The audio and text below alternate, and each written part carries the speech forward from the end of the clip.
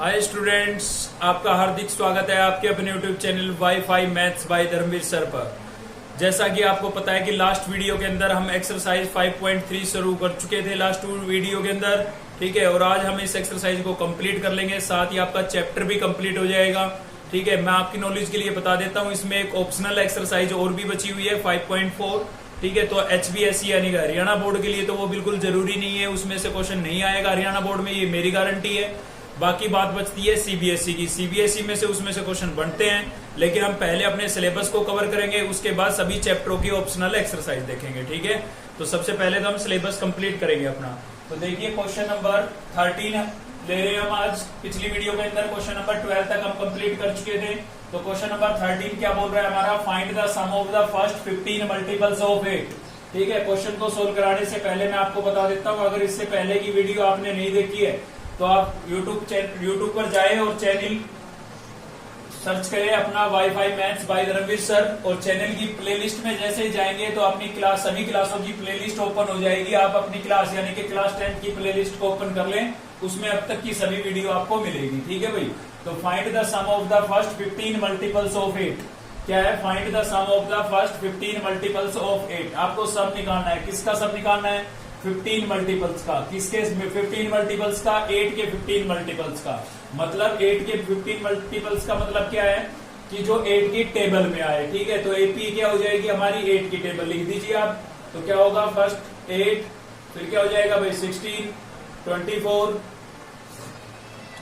32, ठीक है। शुरू के 3-4 टर्म लिख लें आप और डॉट डॉट कर दे, ठीक है। लास्ट टर्म आपको लिखने की आवश्यकता यहाँ पर नहीं है। क्यों नहीं है आवश्यकता, क्योंकि नंबर ऑफ टर्म्स हमें गिवन है और लास्ट टर्म हम n की वैल्यू के लिए ही लिखते हैं, ठीक है। तो आपको वो गिवन है तो आपको लास्ट टर्म लिखने की जरूरत नहीं है यहाँ पर।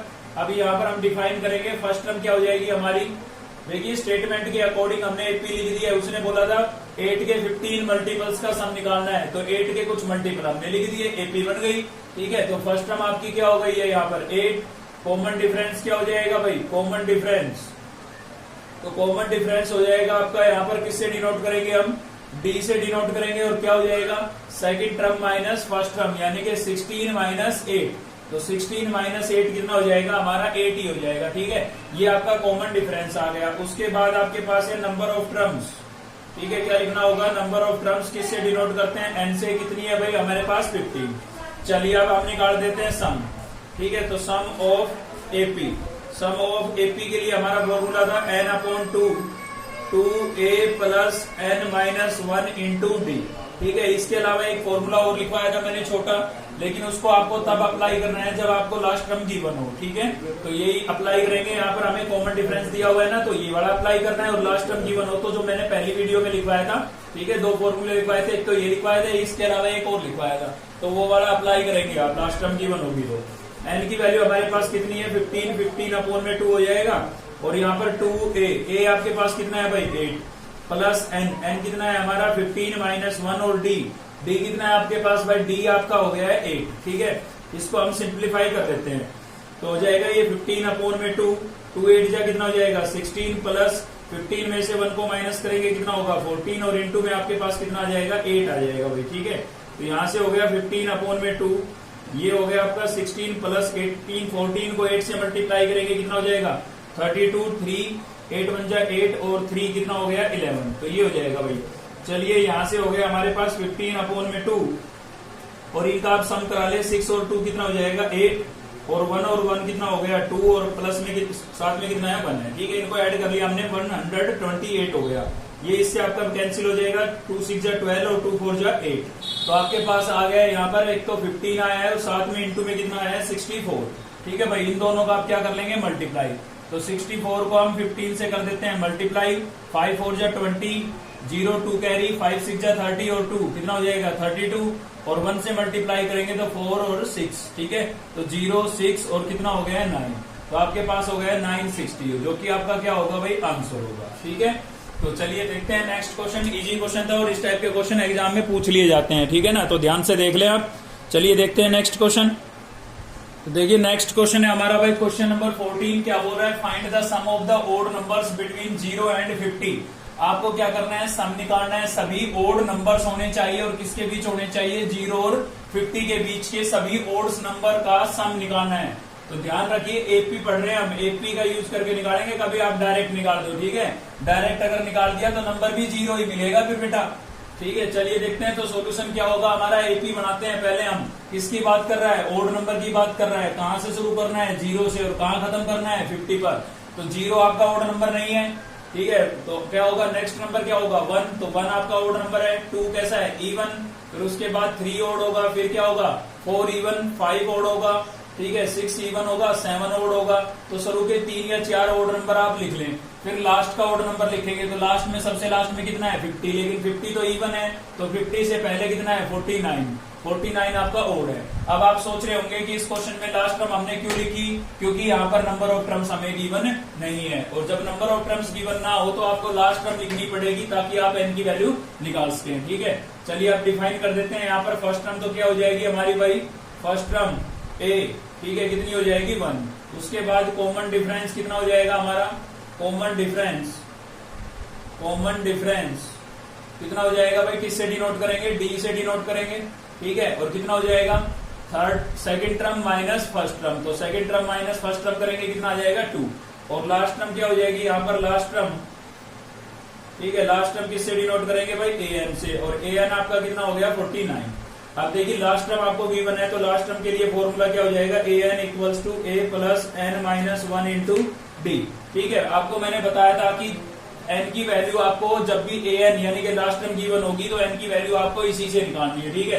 तो ए एन की वैल्यू आपको कितनी गिवन है भाई, 49 इक्वल्स टू ए कितना गिवन है, 1 plus N minus 1 into D कितना है आपके पास, 2, ठीक है। एन की वैल्यू तो हमें निकालनी है, तो 1 प्लस का इधर आएगा, किसका हो जाएगा, माइनस का। तो यहां से बचा हमारे पास n माइनस 1 और इंटू में कितना हो गया, 2। 49 में से 1 माइनस करेंगे, कितना हो जाएगा भाई, 48, ठीक है। और यहां से मिला n माइनस 1 और इंटू में कितना हो गया, 2 इसके साथ मल्टीप्लाई हो रहा है, तो इधर आके क्या होगा भाई, डिवाइड होगा। इक्वल्स टू में क्या बचा, n माइनस 1, तो ये इससे क्या हो गया, कैंसिल 24 पर। और इक्वल्स टू क्या हो जाएगा, n माइनस 1, माइनस का 1 इधर आएगा, किसका हो जाएगा, प्लस का। इक्वल्स टू क्या हो गया, n। तो n की वैल्यू आपके पास कितनी आ गई भाई, 25 आ गई है, ठीक है। आप सोच रहे होंगे कि सीधा सम का फॉर्मूला क्यों नहीं लगाया, बस सम के फॉर्मूले में n आता है, तो जब तक n की वैल्यू हमारे पास नहीं होगी तब तक हम लगाने का फायदा क्या है, सम का फॉर्मूला है ना, समझ रहे हो आप बात को।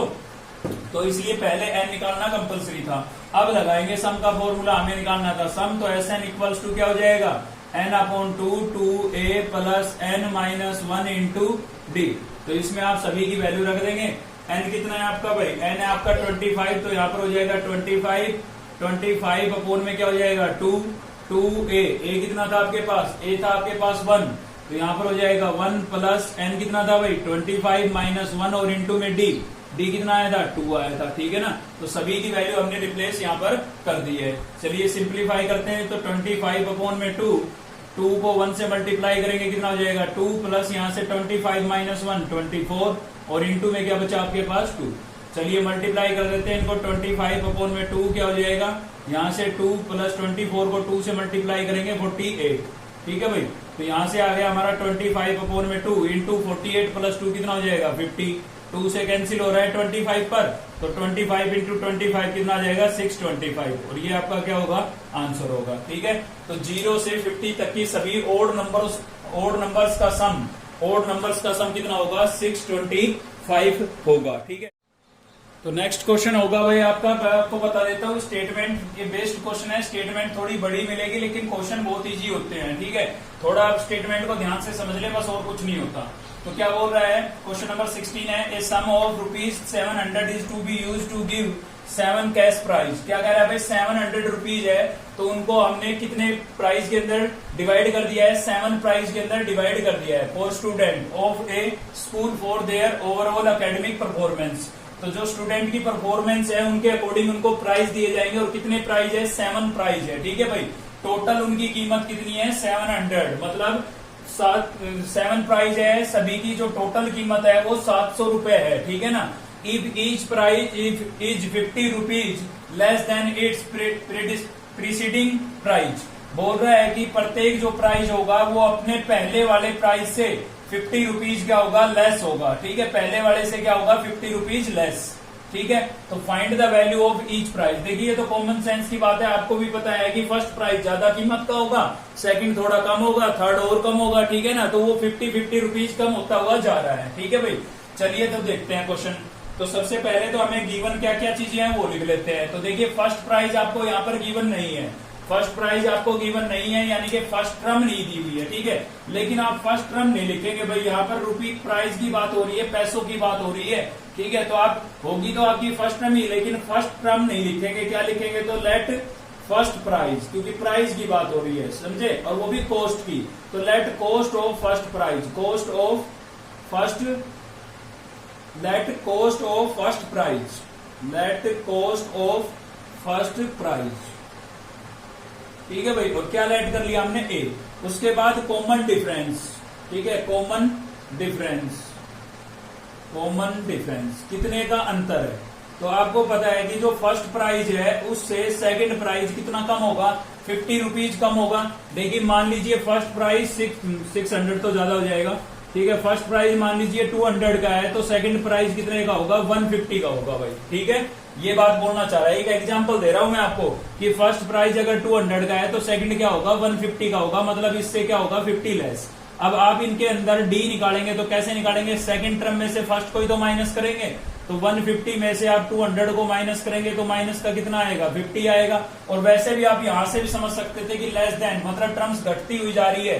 तो कोई भी टर्म्स कब घटती है? डिक्रीज कब होती है? ठीक है, जब डिफरेंस कैसा हो? नेगेटिव। तो यहाँ पर बोला गया है कि 50 रुपीज लेस है, नेक्स्ट प्राइस जो होगा वो क्या होगा? पहले वाले से 50 रुपीज लेस होगा, इसलिए हमने डिफरेंस क्या लिया है? माइनस का लिया है। और कितना लिया है भाई? 50 रुपीज, ठीक है। उसके बाद नंबर ऑफ टर्म्स, तो नंबर ऑफ टर्म्स लिखना तो यहाँ उचित नहीं होगा, क्या लिखेंगे? नंबर ऑफ प्राइस, ठीक है। नंबर ऑफ प्राइस कितने हैं? 7 है। ये आपकी एन की वैल्यू, आप यहाँ पर इंटू में एन लिख सकते हैं याद रखने के लिए, ठीक है।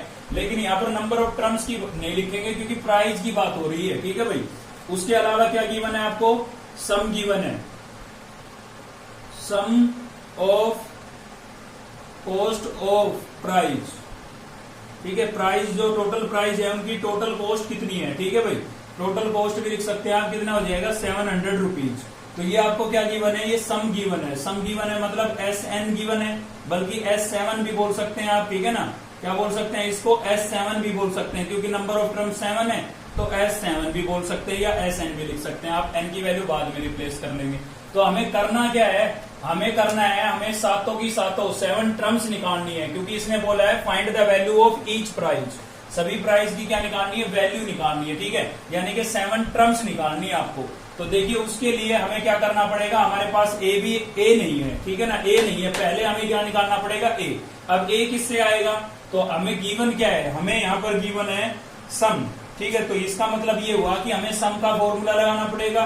तो सम का फॉर्मूला क्या होता है भाई? SN equals to N/2 2A plus N-1 into D, ठीक है। ये अप्लाई करेंगे तो SN यानी N कितना है? 7 है। चलिए N की वैल्यू रख देता हूं मैं, 7 हो जाएगा। यहाँ पर क्या हो जाएगा? 7/2 2A प्लस यहाँ पर क्या हो जाएगा भाई? 7-1 और डी कितना था आपके पास? डी था आपके पास -50, ठीक है। तो हमने N और D की वैल्यू रिप्लेस कर दी है। A की वैल्यू हमें गिवन नहीं थी तो A को A ही रखा।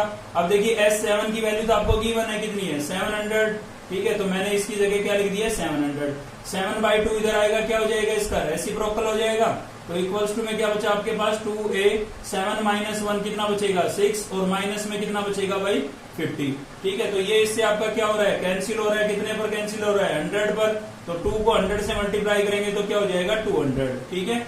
सेम यहां से हो जाएगा आपका 2A प्लस माइनस 50 को 6 से मल्टीप्लाई करेंगे, कितना हो जाएगा? 300 हो जाएगा, ठीक है। माइनस का 300 है, इधर आएगा किसका हो जाएगा भाई? प्लस का। इक्वल्स टू क्या बचेगा हमारे पास? 2A। तो 300 प्लस 200 कितना हो जाएगा भाई? 500 और इक्वल्स टू क्या हो गया? 2A। A यहाँ पर मल्टीप्लाई हो रहा है, ठीक है। A के साथ मल्टीप्लाई हो रहा है, इधर आके क्या होगा? डिवाइड। तो ये इससे क्या हो गया? कैंसिल। तो A की वैल्यू आपके पास कितनी आ गई है? 250, ठीक है। A की वैल्यू कितनी आ गई है भाई? 250 आ गई है।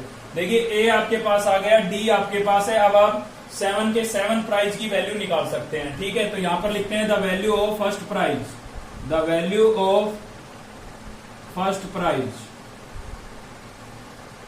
ठीक है। फर्स्ट प्राइज की तो मतलब क्या थी, फर्स्ट प्राइज क्या लेट कर रखा था हमने, ए, और ए की वैल्यू आई 250, तो फर्स्ट प्राइज की कीमत कितनी हो जाएगी, 250 रुपीज हो जाएगी। ठीक है भाई, चलिए निकालते हैं सेकंड प्राइज की। तो सेकंड प्राइज निकाल लेते हैं, थर्ड फोर्थ सेवंथ तक निकालना है, ठीक है ना। तो क्या होगा नेक्स्ट आपका, the value of second price. तो सेकंड प्राइज की कीमत क्या हो जाएगी भाई, सेकंड टर्म निकालनी है, मतलब A2 निकालनी है। तो A2 क्या होती है आपकी, A प्लस डी होती है। A2 क्या होती है, A प्लस डी। A कितना था आपका 250 और D कितना है -50 है। D की वैल्यू क्या है -50, तो D की वैल्यू मैंने -50 रख दी, तो कितनी आ गई 200। तो सेकंड प्राइज की जो कीमत है वो कितनी हो जाएगी आपकी 200 रुपीज हो जाएगी। ठीक है। ऐसे ही the value of third prize, the value of third prize, ठीक है। आप सीधा लिख सकते थे लेकिन उसमें नंबर कटने के चांस होते हैं, आप ऐसे कैलकुलेट करके दिखाएं। थर्ड प्राइज यानी कि A3, थर्ड टर्म निकालनी है। थर्ड टर्म क्या होती है भाई, AP कंप्लीट होने के जा रही है, आपको पता होना चाहिए है ना। थर्ड टर्म क्या होती है, A प्लस 2D। तो A की वैल्यू कितनी है हमारे पास, A की वैल्यू है 250 प्लस 2 इंटू D की वैल्यू कितनी है भाई -50। तो यहाँ पर हो जाएगा 250 प्लस -50 को 2 से मल्टीप्लाई करेंगे 100, 250 में से 100 को माइनस करेंगे कितना बचेगा 150 बचेगा। ये थर्ड प्राइज आ गया। ठीक है। तो ऐसे ही आपको फोर्थ, फिफ्थ और सिक्स्थ और निकाल लेना है। तो फोर्थ क्या होगा आपका A प्लस 3D हो जाएगा। ठीक है, इसमें और A और D की वैल्यू रख लेना। फिफ्थ क्या हो जाएगी, A प्लस 4D हो जाएगा। सिक्स क्या हो जाएगा भाई, A प्लस 5D हो जाएगा। ठीक है, और A7 क्या हो जाएगा, A प्लस 6D हो जाएगा। ठीक है, तो ये तीन मैंने आपको निकाल के दिखा दिए हैं, बाकी सेम ऐसे निकालना है, आप निकाल सकते हैं, कोई दिक्कत नहीं है। A और D की वैल्यू रिप्लेस कर देना है इसमें, तो बाकी के 4 प्राइज की वैल्यू ये आ जाएगी और 3 प्राइज मैंने निकाल ही दिए हैं। ठीक है, कर सकते हैं आप इसको, कोई दिक्कत नहीं है ना। चलिए देखते हैं नेक्स्ट क्वेश्चन।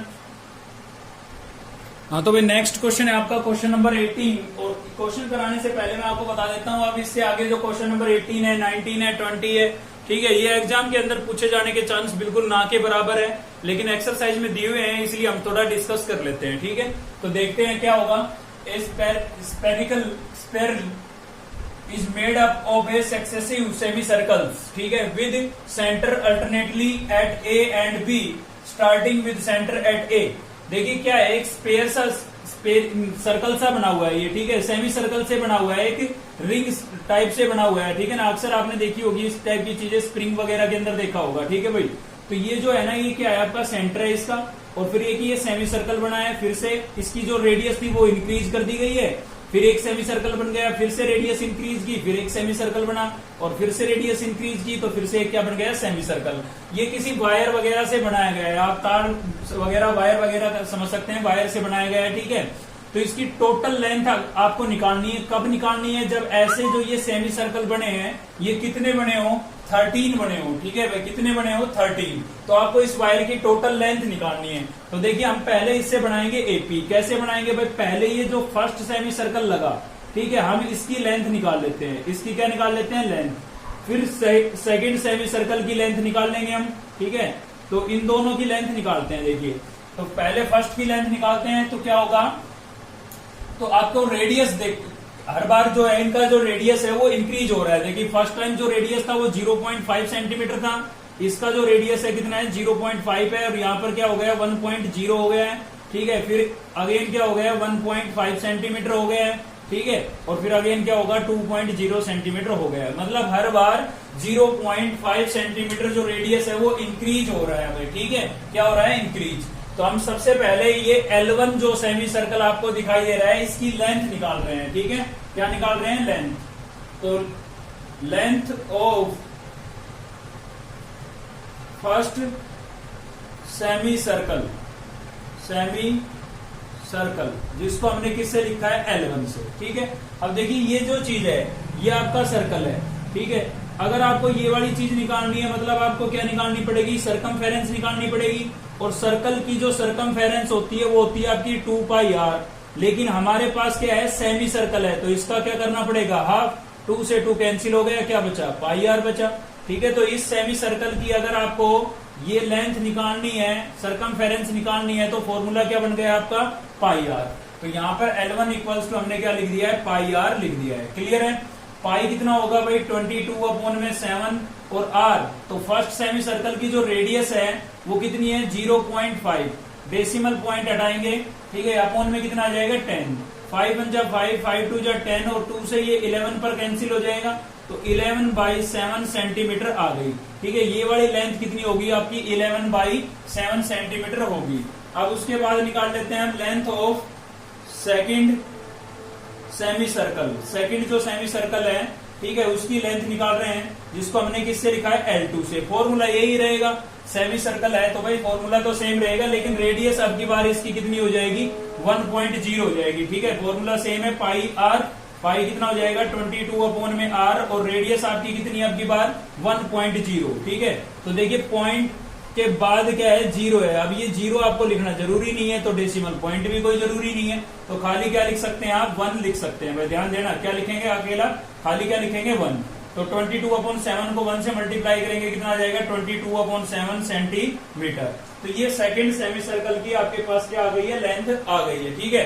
ऐसे आप थर्ड निकालना चाहे तो निकाल सकते हैं, वरना कोई जरूरी तो है नहीं, क्योंकि हमें डिफरेंस निकालना है। क्या निकालना है, कॉमन डिफरेंस, तो वो तो फर्स्ट 2 टर्म से हमें मिल जाता है, ठीक है। तो L3 की लेंथ आपको निकालने की आवश्यकता नहीं है, निकालना चाहे तो आप निकाल सकते हैं, कोई दिक्कत नहीं है। तो कॉमन डिफरेंस क्या हो जाएगा यहाँ पर, कॉमन डिफरेंस, ठीक है। आपको पता है भाई कॉमन डिफरेंस कैसे निकालते हैं, ये आपकी फर्स्ट टर्म हो गई, ये सेकंड टर्म हो गई, तो सेकंड टर्म में से किसको माइनस कर देंगे, फर्स्ट टर्म को। तो 22/7 में से 11/7 को क्या कर देंगे, माइनस।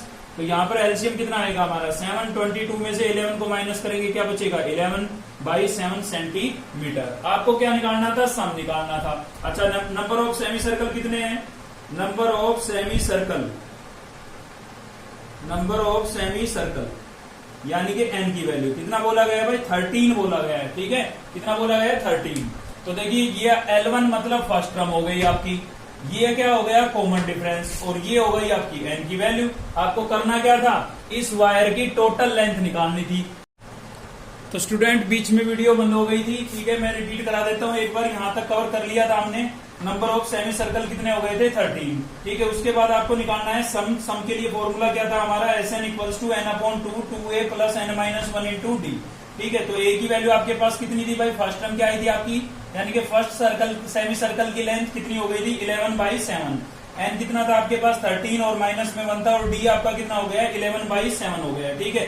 इसको हम थोड़ा सिंप्लीफाई करेंगे, कैसे 2 को अंदर मल्टीप्लाई कर देंगे तो कितना हो जाएगा 22/7 हो जाएगा। 13 में से 1 को माइनस करेंगे, कितना बचेगा 12 और 11/7, ठीक है। यहाँ पर लिखा है मैंने 12 को 11 से मल्टीप्लाई करेंगे 132, और दोनों का क्या ले लेंगे एलसीएम, एलसीएम कितना हो जाएगा 7, तो 132 + 22 कितना हो जाएगा 154, 7 से ये कैंसिल हो गया 22 पर, ठीक है। तो यहाँ से मिला 13/2 और इंटू में क्या आ गया 22, 2 से ये कैंसिल हो जाएगा 11 पर, 13 को 11 से मल्टीप्लाई करेंगे तो कितना आ गया 143 आ गया, ठीक है। तो ये जितने भी सेमी सर्कल बनेंगे इन सभी की टोटल लेंथ कितनी होगी 143 सेंटीमीटर होगी, यानी कि ये जो वायर है पूरे वायर की लेंथ आपकी कितनी होगी 143 सेंटीमीटर। तो ये हमने क्वेश्चन नंबर 18 देखा, 19 और 20 इससे भी इजी है, ये थोड़ा सा कॉम्प्लिकेटेड था क्योंकि इसमें हमें क्या निकालनी पड़ी, सरकमफेरेंस निकालनी पड़ी सेमी सर्कल की, ठीक है। तो उसके अंदर तो 19 और 20 में तो सीधा आपको फर्स्ट टर्म और कॉमन डिफरेंस मिल जाएगा, तो आप इजिली कवर कर सकते हैं उसको, ठीक है।